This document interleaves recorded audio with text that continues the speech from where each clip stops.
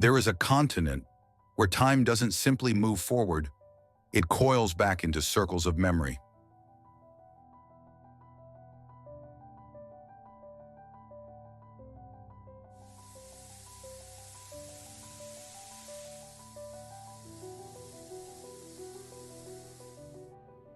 Where the ancient isn't buried, but still alive, in stone, in temples, and in the eyes of its people.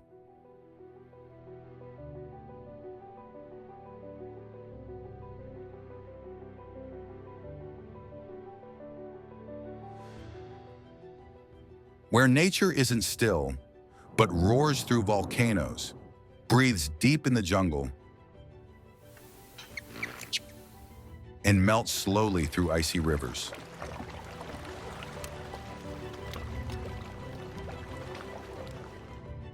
This is the Americas.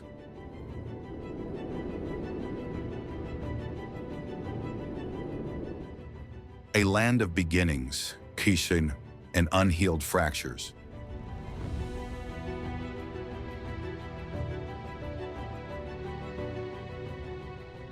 From forgotten civilizations to cities born of hope and exile.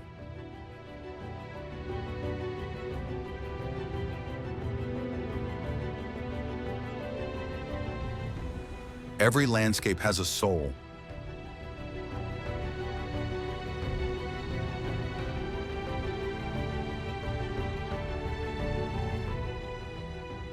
Every soul, a legend waiting to be told. And this journey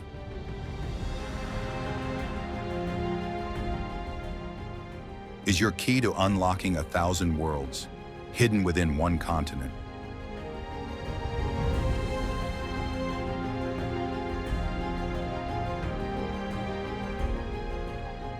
So tell me, where will you begin?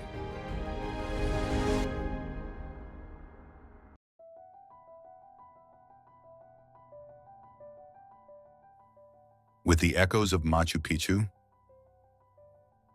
the salt flats that mirror the sky, or the streets where salsa and sorrow dance hand in hand.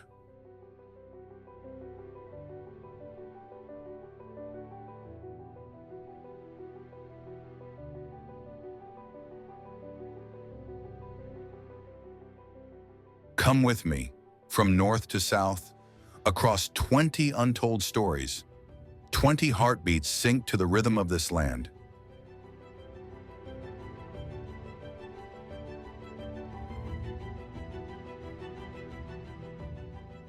Your compass is curiosity.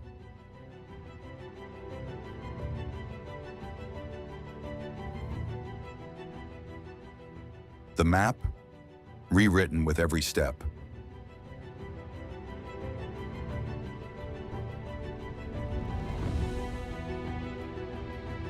Don't forget to subscribe, like, and share video.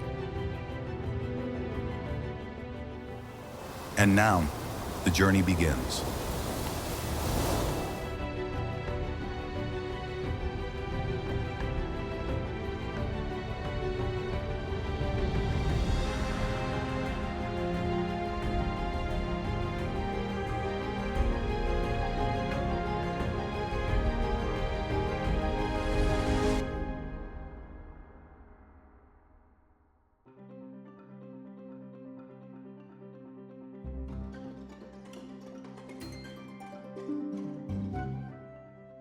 Cusco, sitting at an elevation of 11,200 feet, was once the mighty capital of Tawantinsuyu, greatest empire in South American history.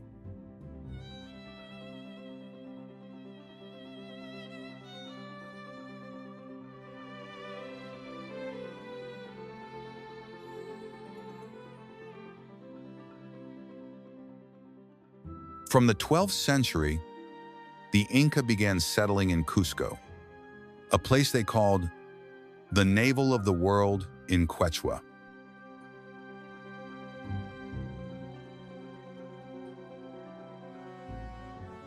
By the 15th century, Their empire had expanded to over 770,000 square miles, stretching from southern Colombia to central Chile, ruling over 12 million people with a tightly organized bureaucracy and masterful engineering.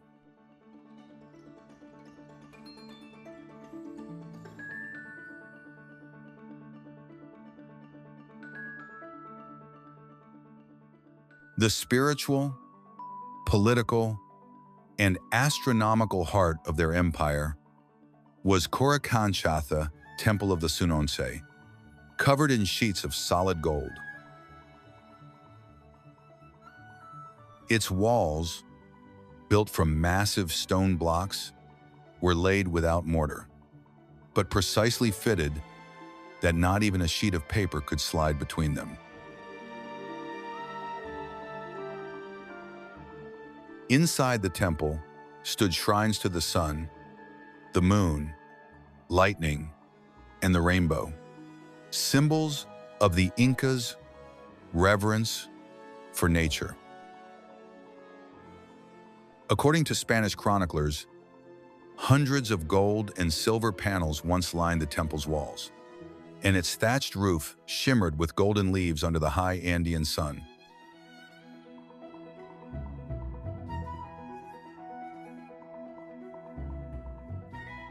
In Coricancha's ceremonial garden, Inca emperors planted corn crafted entirely from gold, masterpieces of metallurgy shaped into flowers, insects, and livestock. But in 1533, it all collapsed. The army of Francisco Pizarro marched into Cusco and looted nearly all the city's treasures.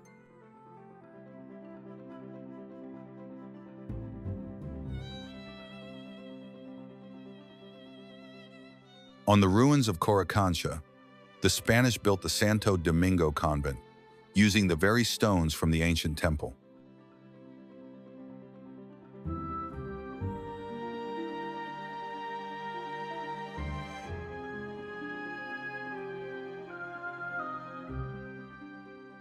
The gold was melted, statues destroyed, and native religion suppressed.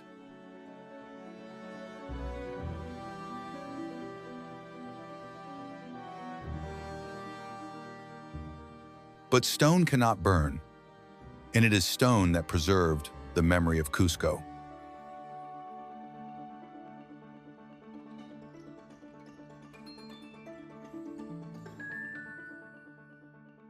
All over the city, you can still see a blend of Inca and Spanish architecture, churches rising atop ancient Inca foundations.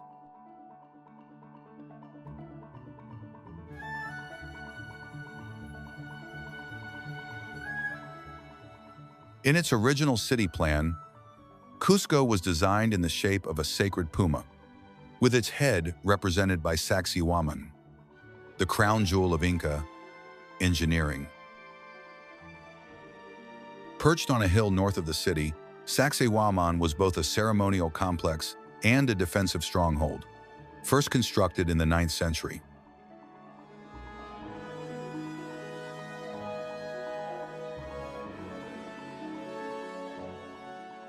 The site features 3 massive, zigzagging walls, mimicking the jagged teeth of a puma, stretching over 1,000 feet, composed of stones weighing up to 400 tons.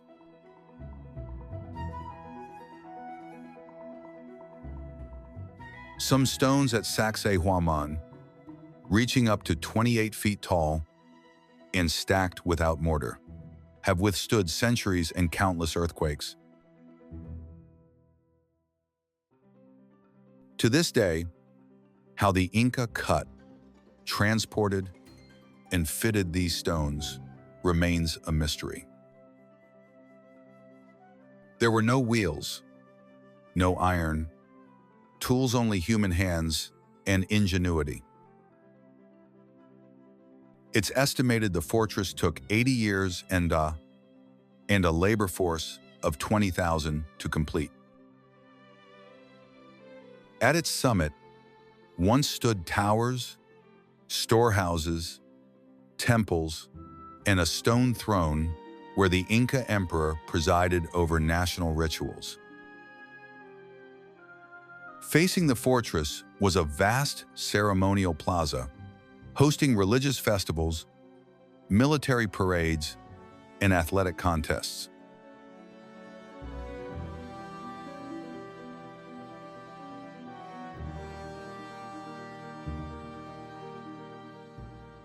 Sacsayhuaman was not merely a defense structure, it was a sacred center, where the heavens and the earth met in Inca cosmology.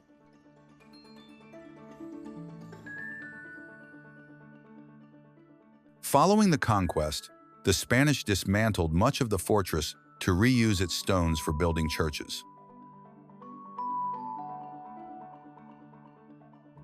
Only the lower walls remain today.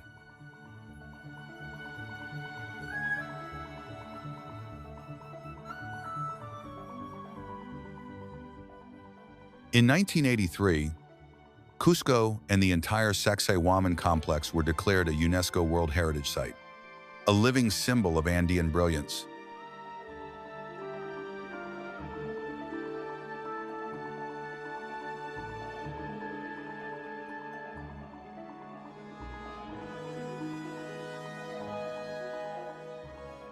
At its peak, Cusco had a population of 200,000, on par with Europe's largest cities of the time.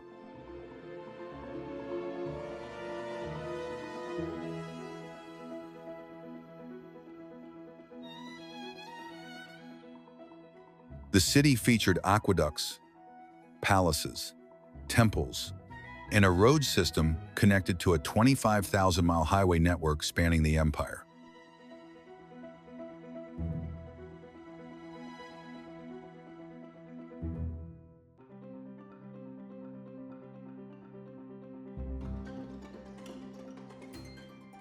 Messages traveled through relay runners who used quipuck-knotted cordstow record numbers and transmit information.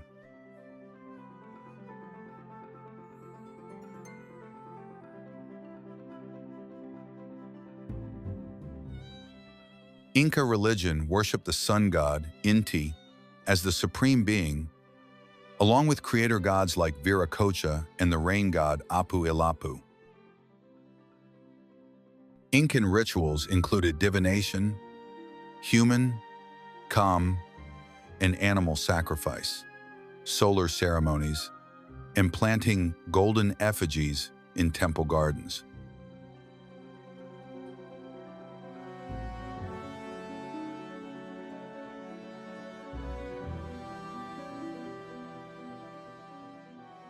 It was a strictly stratified society, ruled by an emperor believed to be divine, supported by a complex administrative system. After the death of Emperor Huayna Capac in 1525, civil war broke out between his sons, Atahualpa and Huáscar, weakening the empire and paving the way for Spanish conquest.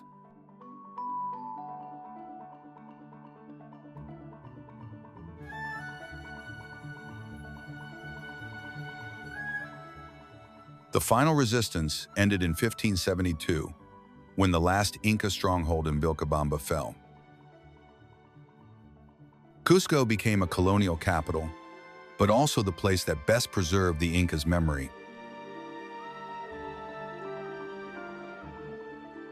Today, Cusco is known as the gateway to Machu Picchu, but the city itself is a living archaeological museum.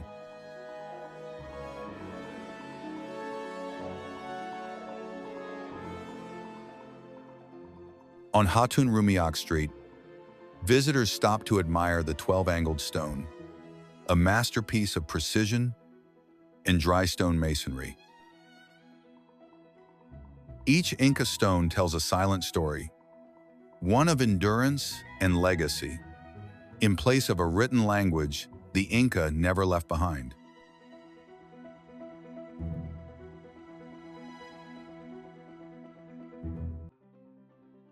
Modern-day Cusco still pulses with Inca spirit, in the Quechua language spoken on the streets, in the festivals, and in the hearts of their descendants. The annual Inti Raymi festival on the 24th of June proves that Inca traditions never vanished. They evolved, living on in the rhythm of the times.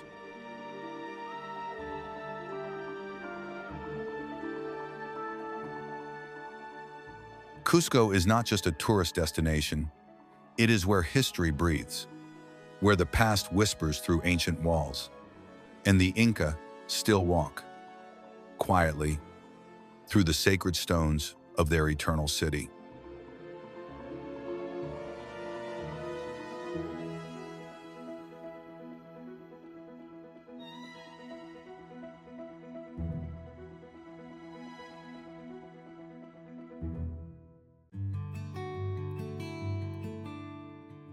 Located in southern Peru, about 45 miles from the city of Cusco, Ollantaytambo is one of the country's most renowned archaeological destinations.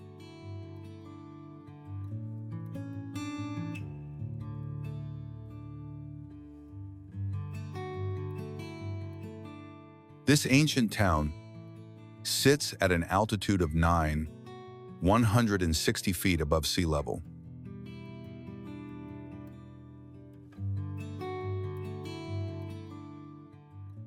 During the Inca Empire, Ollantaytambo was the personal estate of Emperor Pachacuti.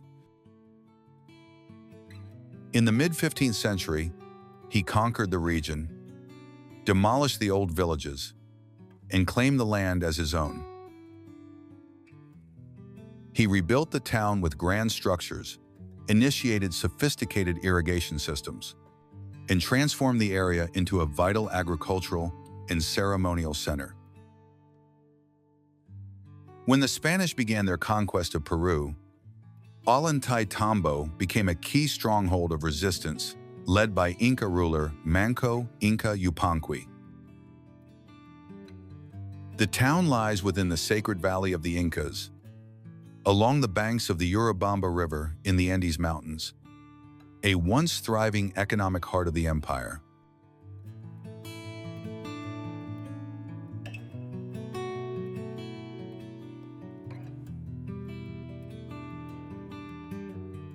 The ruins of this powerful civilization still stand, drawing visitors from around the world.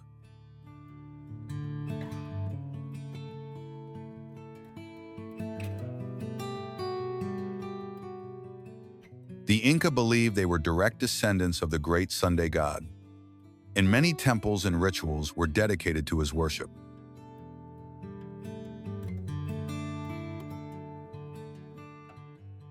In Ollantaytambo, the entire Aracama sector is often referred to as the fortress. The Temple of the Sun sits atop a stepped pyramid facing the main square of Manjaraqui.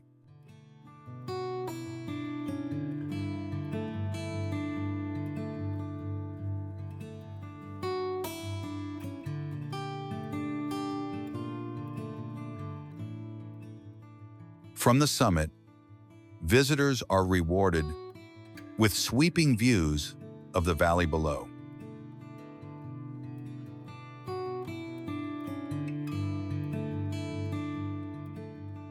Reaching the top requires a 20-30-minute uphill walk.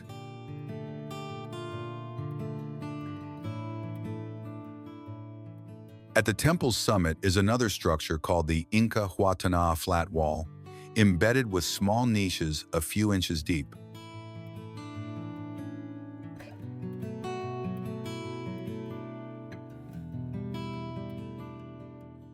These are believed to have served astronomical observation purposes.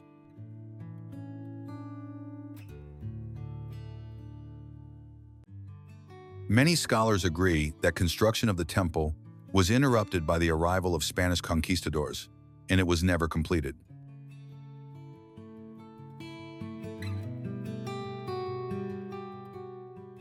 Wandering through the narrow alleys of the town reveals the engineering mastery of the Inca. The stone walls that line the streets were crafted from perfectly cut and polished stones, stacked without any mortar or adhesive.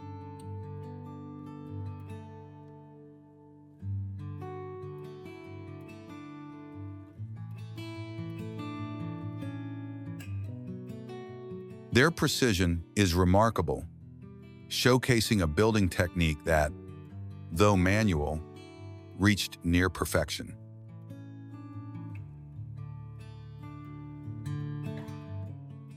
Even after centuries of weathering, these structures remain intact.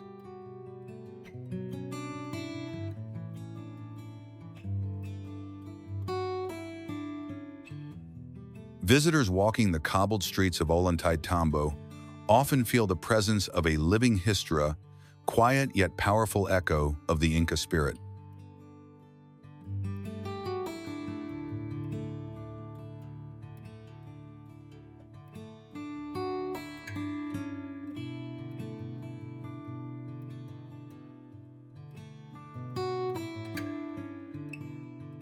Today, the Quechua people, descendants of earlier Andean civilizations, inhabit the town.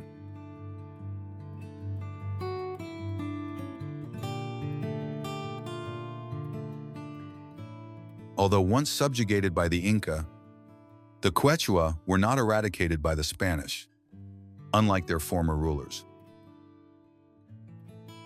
Instead, they carried forward the legacy of the Inca, guarding the ruins and preserving the soul of a mighty empire.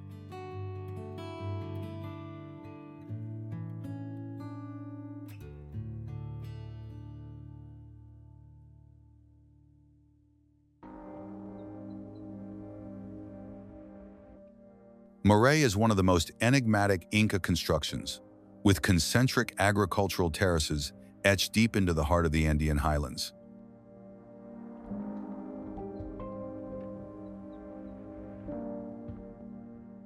Seen from above, the site resembles an ancient fingerprint imprint carved into the earth by a vanished civilization. Many researchers believe Moray once served as an open-air agricultural laboratory, where the Inca tested how different crops responded to varying microclimates.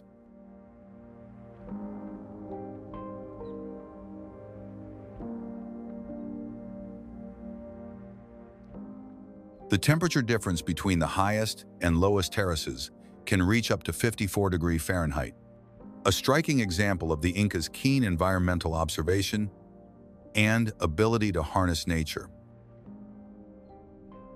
Each terrace was designed to capture sunlight from distinct angles, creating a range of farming conditions within a closed system. Traces of ancient irrigation channels still remain, pointing to the Incas' precise and sustainable engineering. Remarkably, the soil at Moray was not sourced solely from the surrounding area. It was transported from various regions across Peru.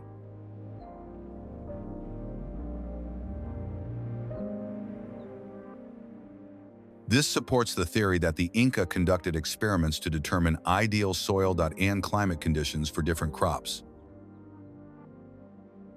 Beyond its scientific purpose, Moray is also believed to have been a sacred ceremonial center, hosting rituals and traditional festivals.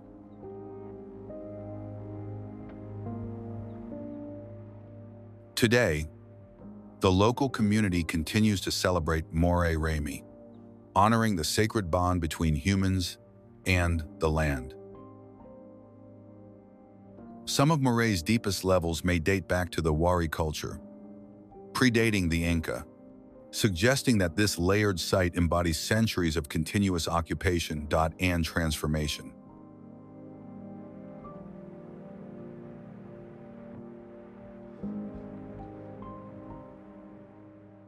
The precision required to carve such perfectly rounded terraces into the rugged terrain speaks to a level of technical and organizational mastery only a civilization as advanced as the Inca could achieve.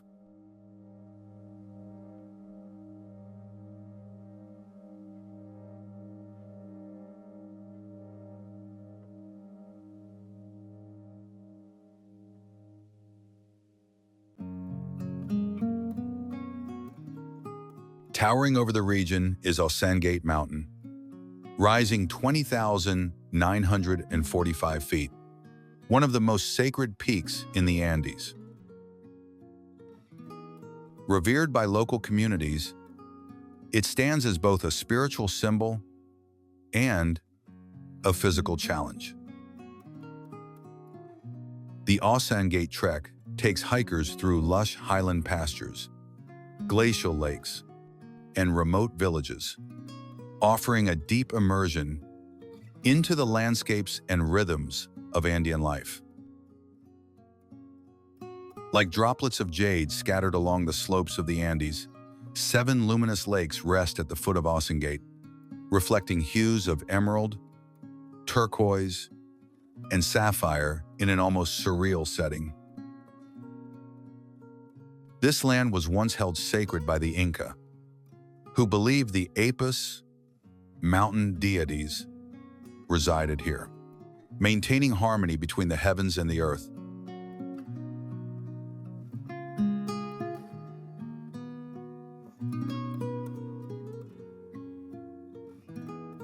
Each lake is more than a source of life. It is a mirror of the soul, a place where ancestors are believed to quietly watch over their descendants.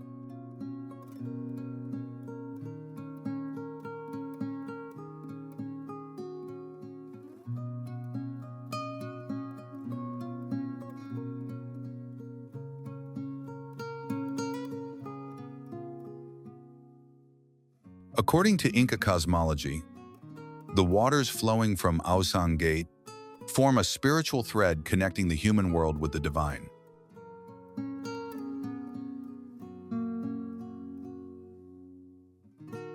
Pilgrims come not only to admire the breathtaking scenery, but also to offer prayers carried by the wind, whispered across the ripples of each lake.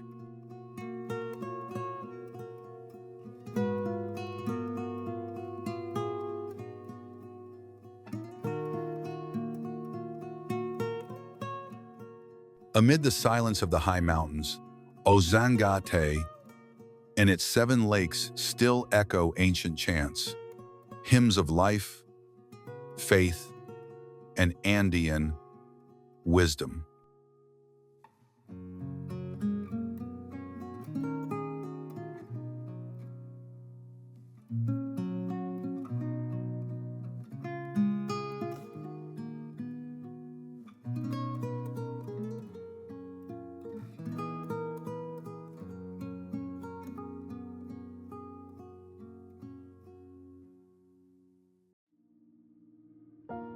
High in the Andes, where clouds skim mountaintops and myths shape landscapes, lies one of the most sacred bodies of water in South America. Lake Titicaca.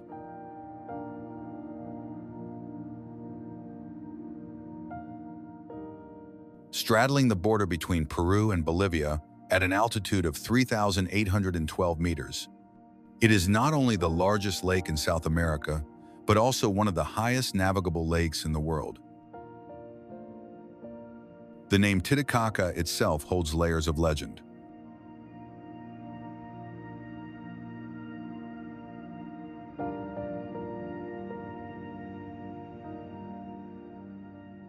In Aymara, Titi can mean puma or lead, and caca refers to the white hair on the puma's head, yielding interpretations like gray puma or stone puma.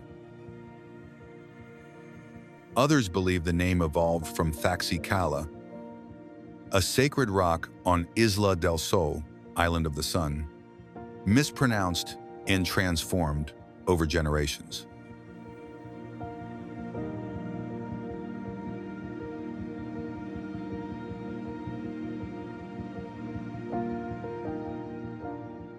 When viewed from above, the lake's 2 basins, Lago Grande and Lago Pequeno, evoke the shape of a puma chasing a rabbit.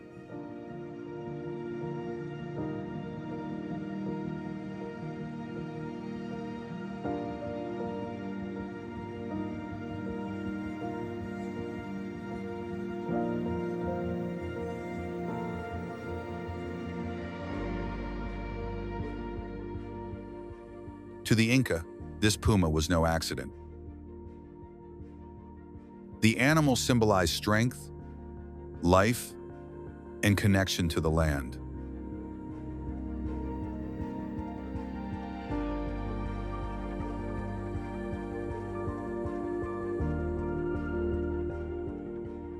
Lake Titicaca was believed to be the birthplace of the sun, moon, and stars, and, more importantly, the cradle of Inca civilization. According to legend, Manco Capac, the first Inca king, and his sister, Mama Oclo, were born from the lake by command of Inti, the sun god, and sent to bring order to the world.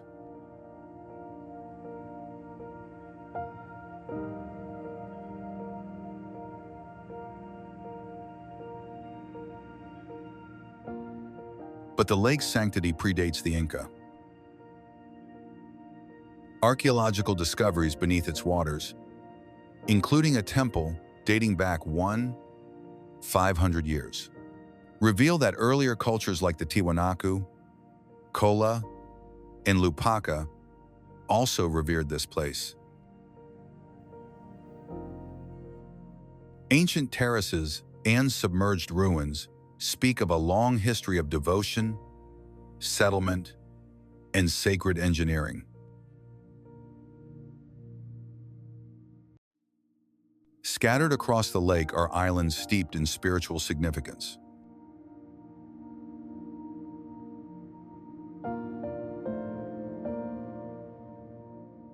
Isla del Sol is believed to be the precise spot from which the sun rose for the first time.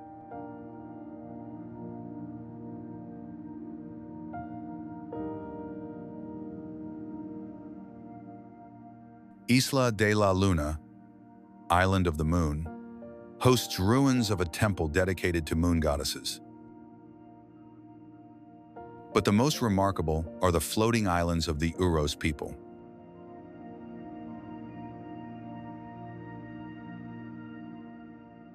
These man-made islands, crafted entirely from totora reeds, float gently upon the lake's surface.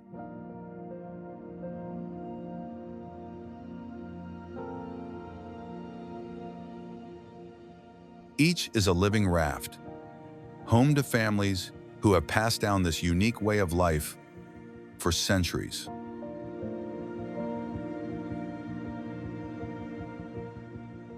The Uros people predate the Inca and likely constructed the islands as a defense against hostile tribes.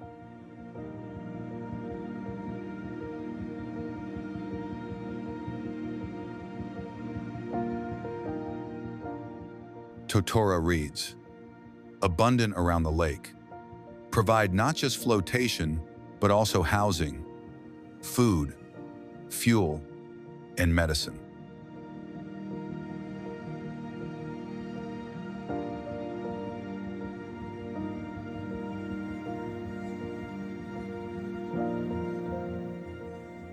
Today, more than 40 of these islands still exist, anchored to the lake bed and supporting a vibrant, self-sustaining community that blends ancestral customs with limited modern technology like solar panels.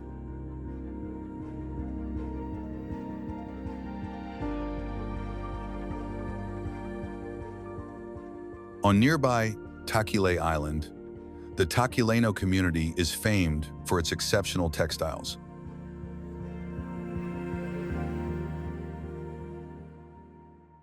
Their woven belts, hats, and garments are not merely decorative, but encode complex information, marital status, social rank, and seasonal cycles.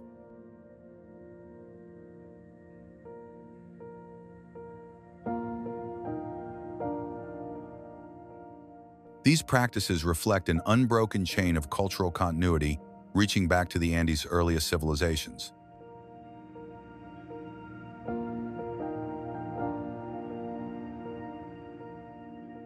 Titicaca's water shimmers with layers of time.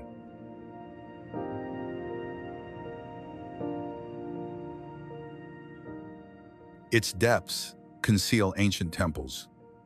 Its islands host peoples who still speak Quechua and Aymara. Its legends echo with the footsteps of gods and the prayers of farmers.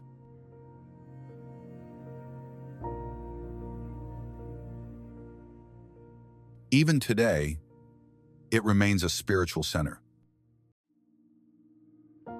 In ceremonies led by Andean priests, coca leaves, chicha, and sacred stones are offered to the lake and to the surrounding mountains. Legends also speak of a forbidden love between a sea god's daughter, Yakaka, and a mortal named Datuo.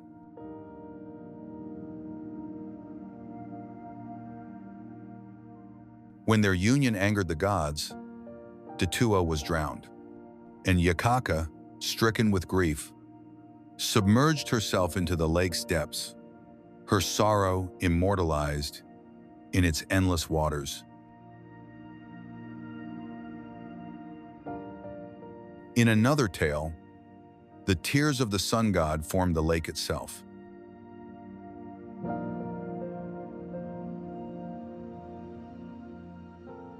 Puno is not merely a highland town by the lakettes, a place where the soul of the Andes still echoes through every dance and every song.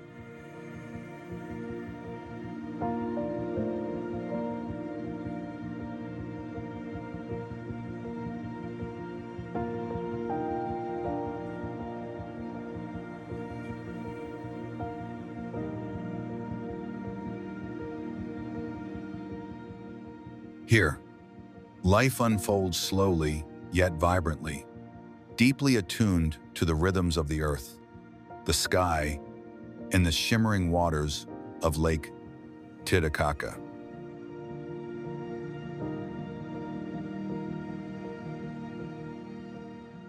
Tradition is not preserved solely in stories or books. It lives on through over 300 traditional dances. Each one a chapter of history written in motion and color.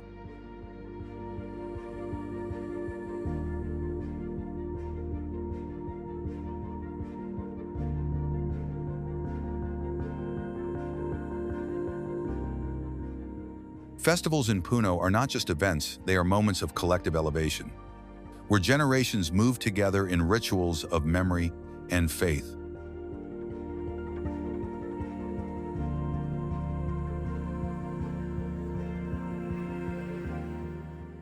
According to legend, it was on these very shores that Manco Capac, the founding figure of the Inca civilization, emerged from the depths of the lake, heralding a glorious new era.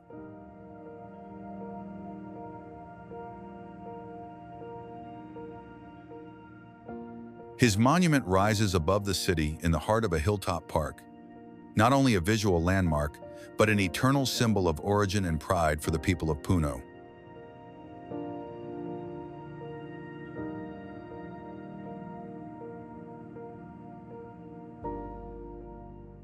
From this high vantage point, the vast cityscape and the boundless waters of Titicaca stretch out below, a mythical mirror reflecting the memory and spirit of an entire civilization.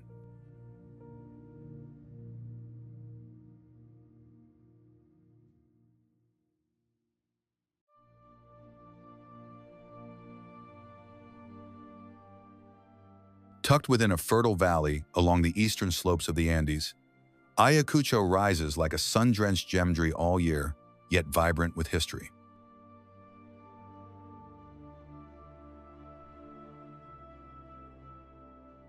Long before cities or roads, this land sheltered early humans over 14,000 years ago, as evidenced by Piquimache, the oldest known human settlement in Peru.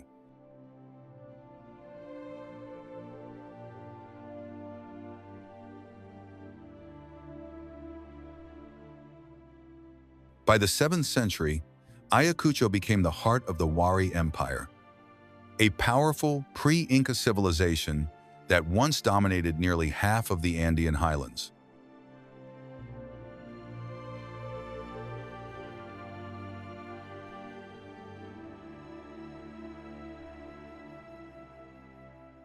Today, remnants of both the Inca and Spanish colonial eras can still be seen layered upon each other, like at Vilcashuaman, where an ancient temple of the Sun and Ushnu pyramid lie hidden beneath a Catholic church.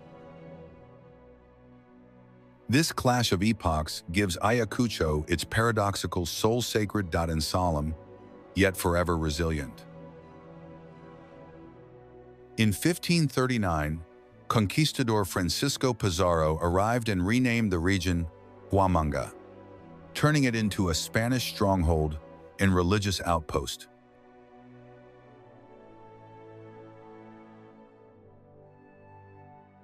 By 1677, the city flourished intellectually with the founding of San Cristobal de Huamanga University, a cradle of Andean scholarship.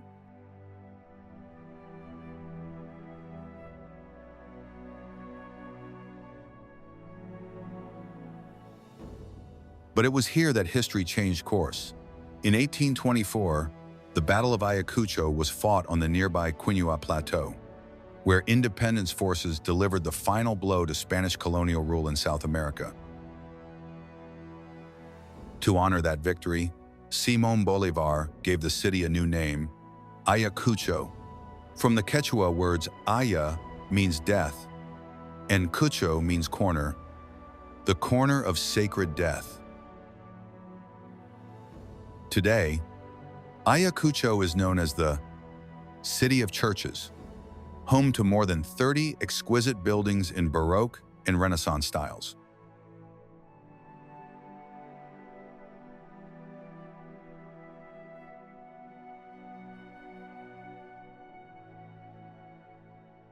Its oldest, San Cristobal Church, was built in 1540, marked the beginning of Christianity in a land once ruled by the Inca sun god.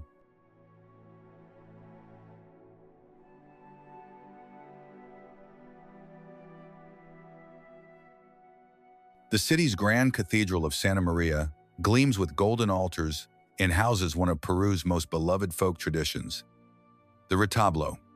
Intricately carved wooden shrines filled with colorful figurines portraying everyday life and ancient myths.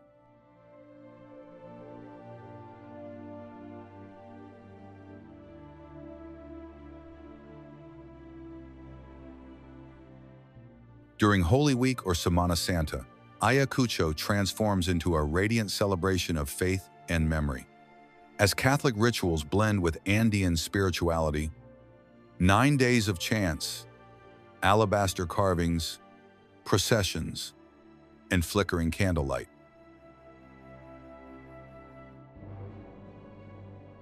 The local economy still thrives on farming and craftsmanship, weaving, leatherwork, ceramics, silver filigree. Each object a legacy, each design a story whispered through generations. But beneath its gilded facades lies a scar that time cannot erase. Ayacucho was the birthplace of the Shining Path, Sendero Luminoso, a violent Maoist insurgency that began in the 1970s. Led by philosophy professor Abimael Guzman, the movement unleashed 2 decades of terror, leaving more than 70,000 dead and an enduring shadow across the Peruvian Andes. Ayacucho is a city where the past is never silent, where each stone holds a memory. Each prayer carries echoes of resistance, and the story of Peru continues to be carved in both light and blood.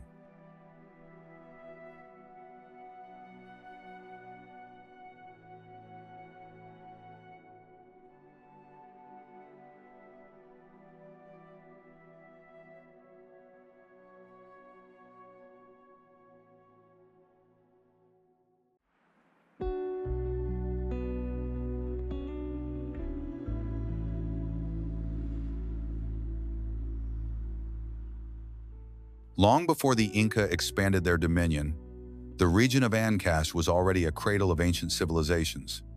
Most notably, the Chavin culture, one of the oldest and most influential in South America.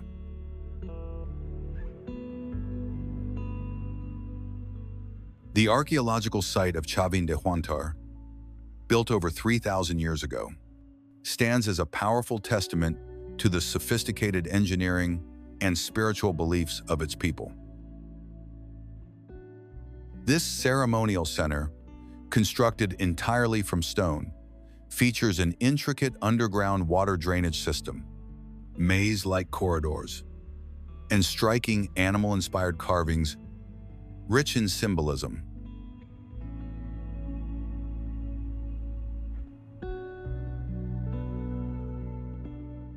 Beyond Chavin, Ancash was also home to ethnic groups such as the Huaylas and Recuay, renowned for their distinctive pottery, stone sculptures, and unique artistic expression.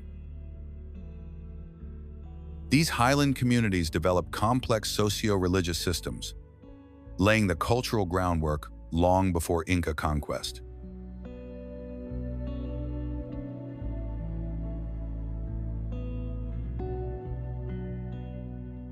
During the reign of Emperor Pachacuti, the Inca swiftly annexed Ancash due to its strategic location and abundant natural resources.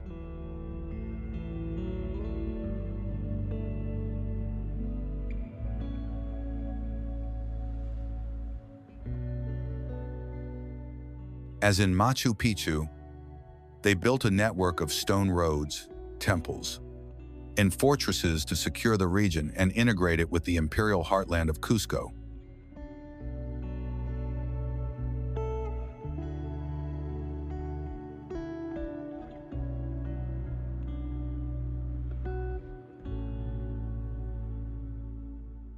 But Ancash was not merely a land of architecture.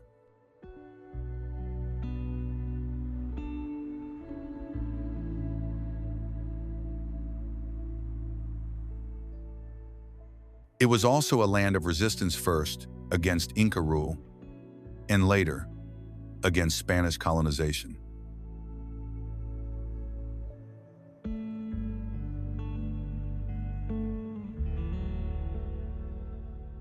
One of its most revered figures is Tupac Amaru II, an 18th century revolutionary leader whose uprising reignited the spirit of defiance across the Andes.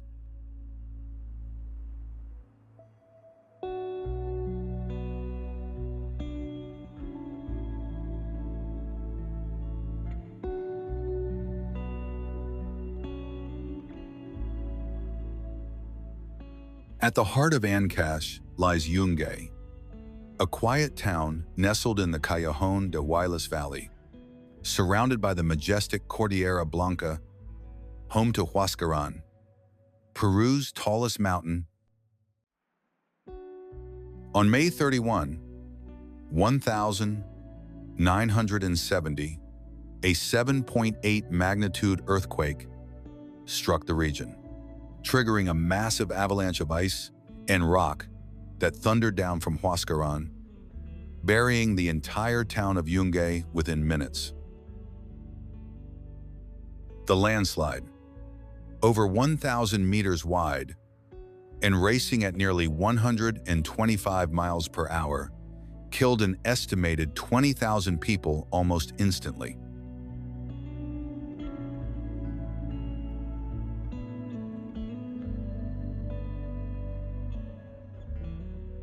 Only around 300 residents survived, most of them having fled to the hilltop cemetery, now the site of the Yungay Christ the Redeemer statue, originally erected in the late 19th century.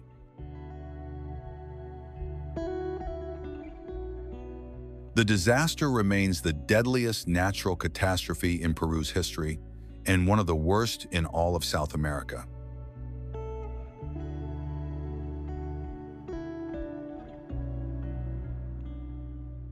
Today, New Yungay stands near the original site, serving as a gateway to Huascarán National Park, a place that still preserves the landscapes, memories, and enduring culture of a region shaped by both grandeur and grief.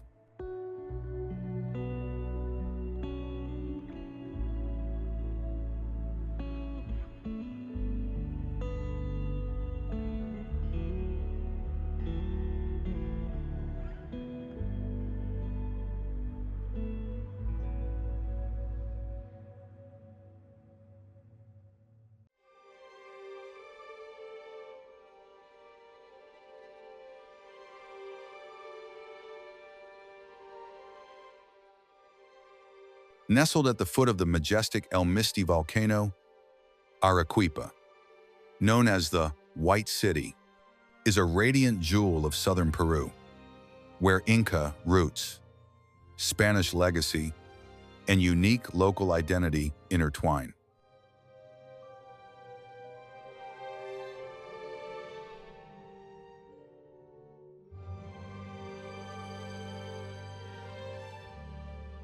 Before the arrival of the Spanish, this area was already an integral part of the Inca Empire's extensive trade and road networks, linking Cusco to the Pacific coast.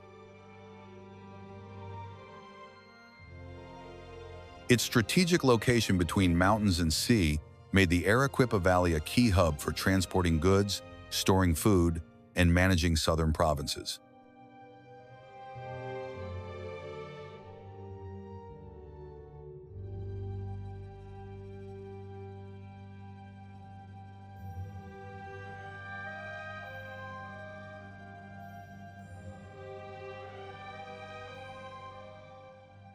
Inca influence is still visible in the region's land organization, irrigation techniques, and traditional farming practices in the city's rural outskirts.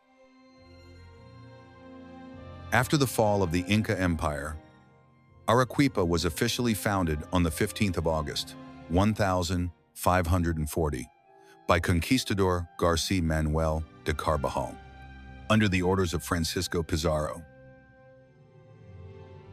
Its original name, Nuestra Señora de la Asunción del Valle Hermoso, highlighted both the valley's beauty and the city's religious importance. Arequipa quickly rose to prominence as a colonial stronghold in southern Peru, favored for its fertile lands and strategic location.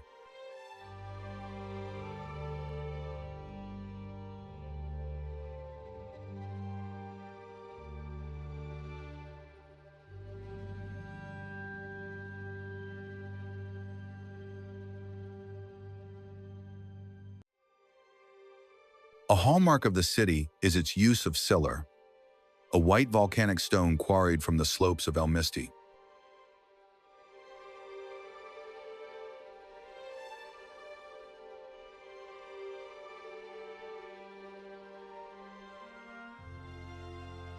This material gave rise to Arequipa's nickname, La Ciudad Blanca, and bathed its colonial architecture in brilliant sunlight.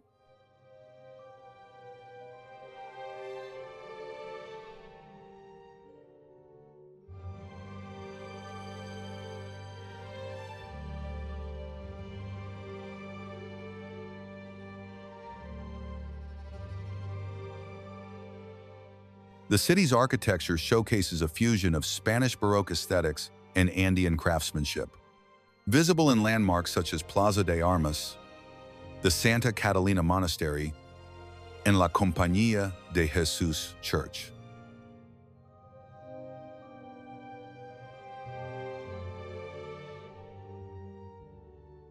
The Arequipa Cathedral, originally built in 1612 and reconstructed after several earthquakes, stands as a symbol of the region's enduring spiritual and historical identity. But Arequipa is more than architecture. It has long been a cradle of knowledge, culture, and resistance. Known also as La Ciudad Rebelde, the rebellious city, Arequipa played a pivotal role in uprisings against Spanish colonial rule.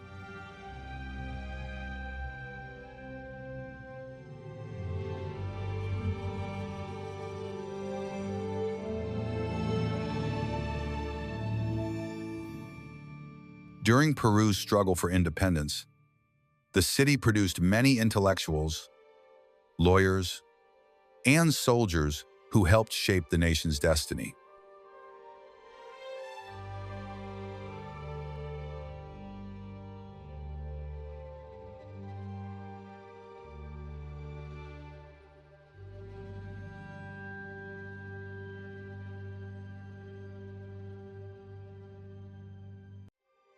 One of its most famous sons is Nobel laureate Mario Vargas Llosa, who was born in Arequipa and often expresses deep pride in his birthplace.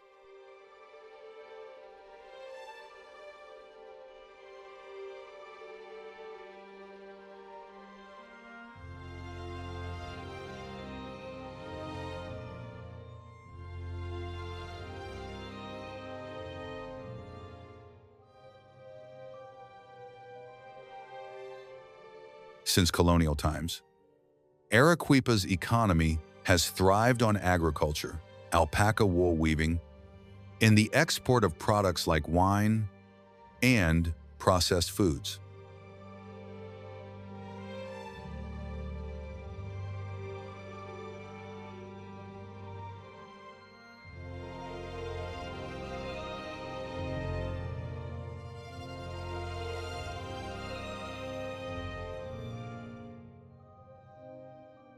Its location, where the Andes meet the Pacific, has made it a vital commercial link between highlands and coastal ports. Today, Arequipa remains a cultural, political, and educational center of southern Peru, as well as a major travel destination, celebrated for both its architecture and breathtaking landscapes. The historic center of Arequipa was designated a UNESCO World Heritage Site in 2000, a vivid testament to the blend of civilizations that define the city.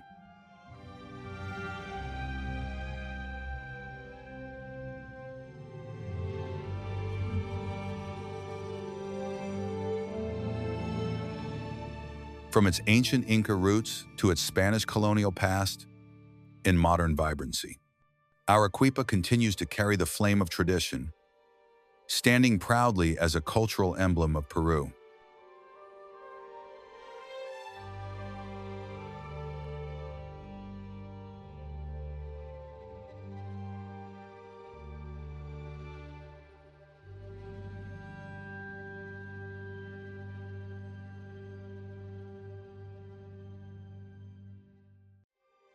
Peru closes with the silent stone steps of the Inca, resting quietly in the sacred Andes. But the journey does not end here. To the north, where the equator slices through the continent, a small country begins to call. A place where time, space, and life intertwine in ways no one expects. Ecuador, where the capital city of Quito nestles between volcanic peaks and far offshore, the Galapagos still whisper nature's oldest secrets. What was it that left Darwin in awe? How does such a small nation guard one of the planet's greatest biological treasures?